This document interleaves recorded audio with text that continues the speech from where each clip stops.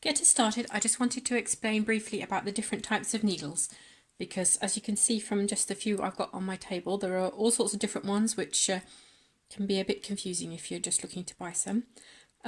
Most of them aren't appropriate to the kind of work we're going to do, but I'll just present a few of them anyway. So basically, I want to show you the difference between these two.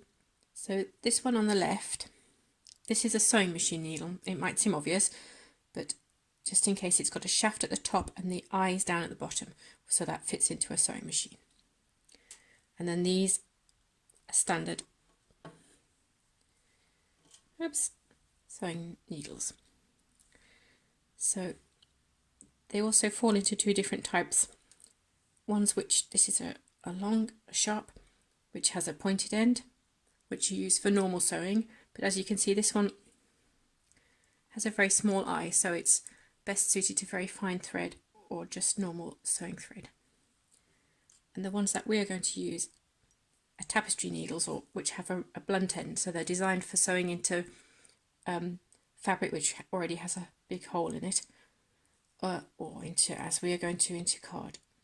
As you can see, these are two different sizes, and the sizing works that the bigger the number, the smaller the needle. So this one here is a size 24, and this is a size 16. So you can see that one's much bigger, has a much larger eye. So that's more suited for if you're working with wool, or it's not quite a darning needle or a bodkin, but it's pretty big. So most of the time we want to be working with a needle like this one, which has a blunt end and an eye that's large enough to work with stranded cotton thread or silk thread that we're going to be using. Okay, so that's a 24. Sometimes use a 22, but either of those is perfect. And it has the advantage that you can't stab yourself with it unless you try really hard.